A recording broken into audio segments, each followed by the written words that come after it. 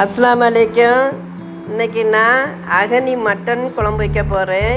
3/4 kilo mutton, 10 முந்திரி, 1 spoon கசகசா தண்ணியில் ஊற வச்சுருக்கேன். 1/4 லிட்ரு தயிர், 5 பச்சை மிளகா, 100 பாதாம், 1 ஸ்பூனு தேங்காய் எண்ணெய், 1 ஸ்பூன் நெய். இன்னும் வீடியோக்குள்ளே போகலாம்.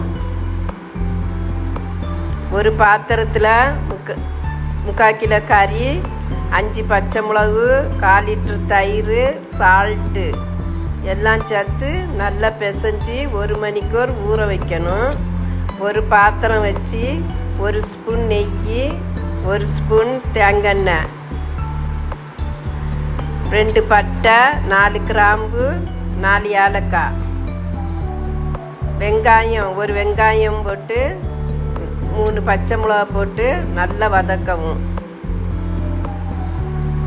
நம்ம ஊற வச்சுருந்தா 1 மணிக்கூர் ஊற வச்சுருந்தா கறியை அதில் ஆட் பண்ணுதேன். பண்ணி நல்லா கிண்டி கொடுக்கேன்.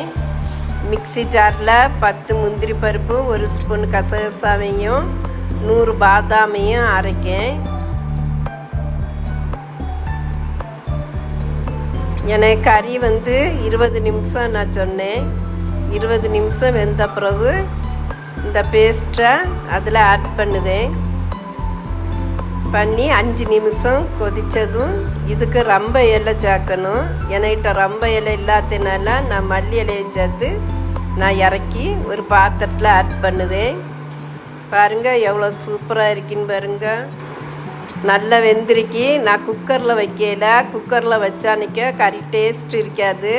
நான் சட்டிலே பண்ணினேன். சூப்பராக இருக்குது. லைக் பண்ணுங்கள், சப்ஸ்கிரைப் பண்ணுங்கள், ஷேர் பண்ணுங்கள், கமெண்ட் பண்ணுங்கள். அஸ்ஸலாமு அலைக்கும்.